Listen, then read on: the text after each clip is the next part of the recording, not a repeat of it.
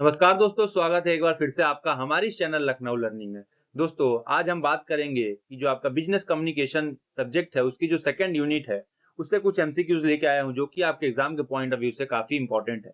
तो चलिए शुरू करते हैं। फर्स्ट क्वेश्चन क्या है दोस्तों?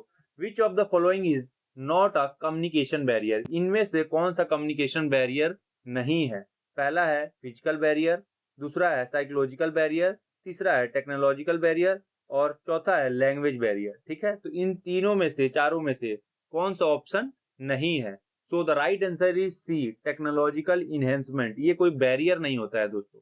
बैरियर जो लिखे गए हैं वही है। बाकी जो टेक्नोलॉजिकल इन्हेंसमेंट है, मतलब टेक्नोलॉजी का अपग्रेडेशन है किसी भी ऑर्गेनाइजेशन में, किसी भी मशीन के थ्रू या फिर कोई सॉफ्टवेयर का। तो this is not a communication barrier for any organisation और फॉर एनी बिजनेस। तो now we can discuss about second question. तो दोस्तों, अगर आपने अभी तक चैनल को सब्सक्राइब नहीं किया है प्यारे बच्चों, तो चैनल को सब्सक्राइब करिए ताकि आपको सारे सब्जेक्ट की वीडियो आपको जल्द से जल्द मिल जाए। नेक्स्ट क्वेश्चन क्या है?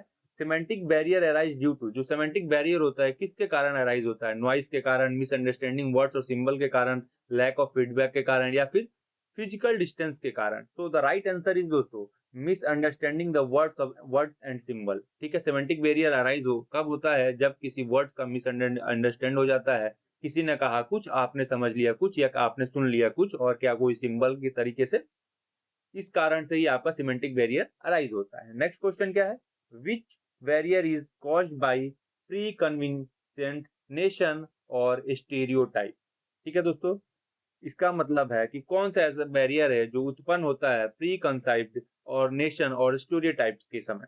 ठीक है, तो थर्ड क्वेश्चन का जो आंसर होने वाला है डी, साइकोलॉजिकल बैरियर से ही ये प्रॉब्लम एराइज होती है स्टूडियोटाइप्स की। ठीक है, नेक्स्ट क्वेश्चन की बात करते हैं। Major barrier in effective communication caused by poor network connectivity in classified as. ठीक है, इसका जो आंसर होगा दोस्तों फोर्थ का, वो होने वाला है आपका फिजिकल बैरियर। फिजिकल बैरियर के कारण ही यहाँ पे इफेक्टिव कम्युनिकेशन कॉज होता है, पुअर नेटवर्क कनेक्टिविटी का इशू फेस करना पड़ता है कम्युनिकेशन के समय। नेक्स्ट क्वेश्चन फिफ्थ की ओर बढ़ते हैं प्यारे बच्चों। फिफ्थ क्वेश्चन क्या है? Which of the following is a facilitator to effective communication? ठीक है, इसमें से कौन सा ऐसा कारक है जो फैसिलिटेटर टू इफेक्टिव कम्युनिकेशन को बनाता है? तो the right option is B, active listening. Active listening is the following factor for effective communication. अगर आप अच्छे से सुनेंगे नहीं तो जाहिर सी बात है आपका जो कम्युनिकेशन होगा वो खराब होगा, या फिर मिसअंडरस्टैंड करेंगे तो आप सही से जवाब दे नहीं पाएंगे। ठीक है, नेक्स्ट क्वेश्चन की ओर बढ़ते हैं। Feedback improves communication by, feedback जो कम्युनिकेशन को इम्प्रूव करता है कैसे? Dealing in the process, confirming understanding, adding more barrier, complicating the message.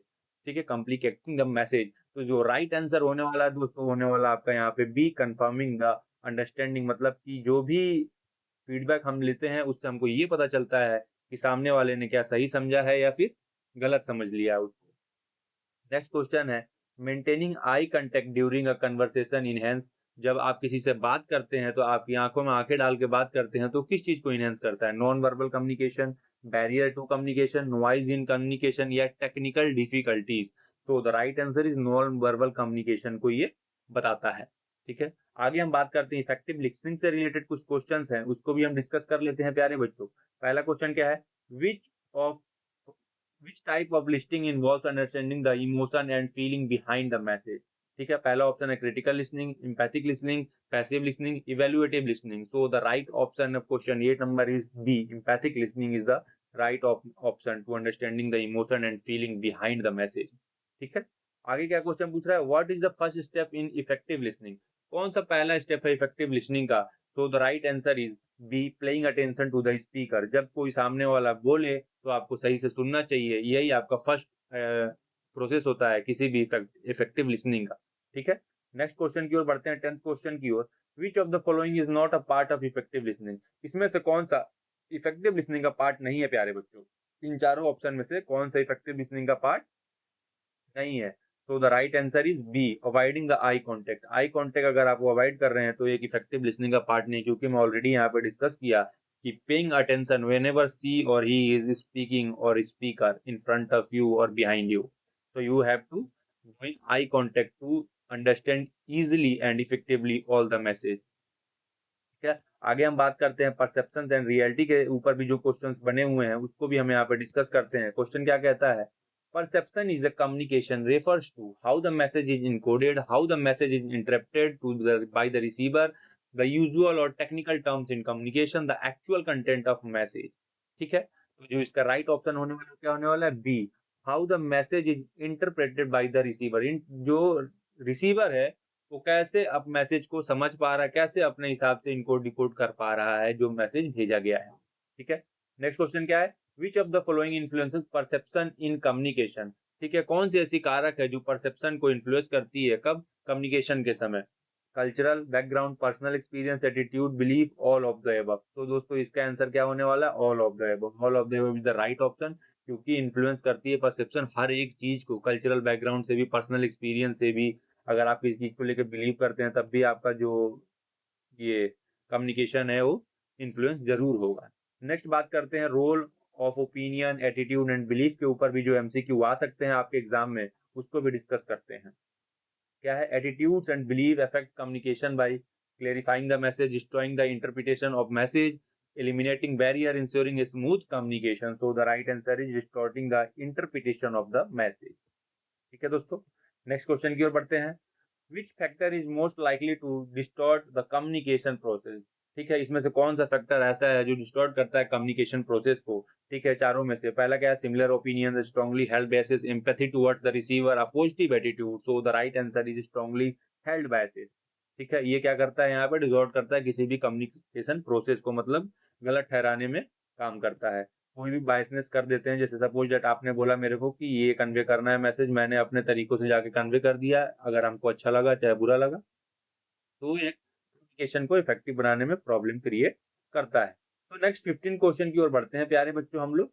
ठीक है, 15 क्वेश्चन क्या कहता है आपका यहाँ पे, 15 क्वेश्चन है, a malfunction in communication occur when a malfunction in communication occur when the message is clearly understood by the receiver, there is a mismatch between the message sent and received। ठीक है, अगला question है, feedback is effectively provided and non-verbal cues match is the verbal message. So the right option of question number 15 is the B. There is a mismatch between the message sent and received. कि जो message भेजा गया उसको receive किया गया उसमें कुछ mismatch हो गए, जिसके कारण मेल फंक्शन अराइज होता है कम्युनिकेशन प्रोसेस में, मतलब अकर होता है।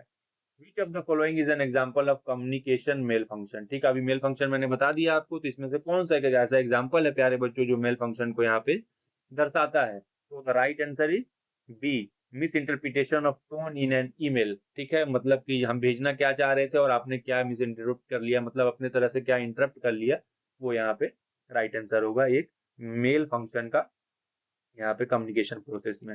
नेक्स्ट दोस्तों 4 क्वेश्चन है जो कि आपके से डिस्कस करना है, एक एक करके उसको भी डिस्कस कर लेते हैं।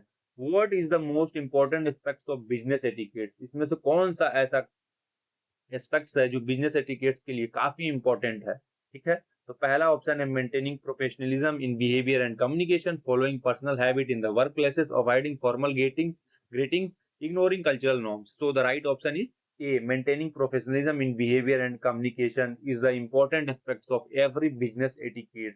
You have to maintain this etiquette whenever you are going for meeting, for the business meeting or any other meeting related to your products, related to your business, related to your organization. So you have to maintain the professionalism in their behavior. Next question क्या है, 18 question की ओर बढ़ते हैं। Which of the following is a basic rule of business etiquette. इन चारों option में से कौन सा बेसिक रूल है बिजनेस एटिकेट का प्यारे बच्चों। ठीक है, तो जो राइट ऑप्शन होने वाला होगा B, being punctual and respectful is the rule of business etiquettes. You have to suppose that अगर आप कहीं जा रहे हैं, ठीक है, और आप उस काम के लिए ऑथराइज किए गए हैं फ्रॉम द कंपनी, और जो रिस्पॉन्सिबिलिटी है आपकी वो है कि आपको वहां पे जाके प्रोडक्ट के बारे में सारी इंफॉर्मेशन देनी है, ठीक है, हर चीज की इंफॉर्मेशन गैदर करनी है, तो you have to being punctual and respectful for the other whenever you are in the meeting. तो नेक्स्ट क्वेश्चन की ओर बढ़ते हैं प्यारे बच्चों। Which of the following demonstrate poor business etiquettes. इसमें से कौन सा बताता है कि आप पुअर बिजनेस एटिकेट्स है। Listening effectively in meeting, use using unprofessional language during work hour, being polite and respectful to colleague, dressing appropriate for meeting। तो इसमें से दोस्तों जो राइट आंसर लग रहा है वो बी ही लग रहा है, using unprofessional language during work hour. दोस्तों unprofessional language during work hour में आपको यूज नहीं करना है, आप अपने ऑफिस में हो या फिर किसी भी मीटिंग्स में हो। इससे क्या होता है, इम्पैक्ट जो होता है वो खराब पड़ता है, ऐसा लगता है कि पुअर बिजनेस एटिकेट्स है। ठीक है, नेक्स्ट और आखिरी क्वेश्चन सेकंड यूनिट का दोस्तों क्या है, in a multicultural workplaces business etiquette should be include avoiding formal communication को अवॉइड करना है। दोस्तों आशा करता हूं कि जितने भी क्वेश्चंस आपसे मैं शेयर किया हूं आपके एग्जाम में देखने को जरूर मिले, और अगर नहीं भी मिलता है तो हम और भी वीडियोस आपके लिए ऑलरेडी बना चुके हैं, वहां से पढ़िएगा। और 110% की गारंटी है, जैसे कि हमने लास्ट एग्जाम में आपके साथ बहुत सारे क्वेश्चंस आपके एग्जाम में देखने को मिले थे मेरी वीडियो से, इस एग्जाम में भी जरूर मिलेंगे। मिलते हैं अगले वीडियो में दोस्तों नेक्स्ट यूनिट के साथ, थर्ड यूनिट के साथ। तब तक के लिए जय हिंद।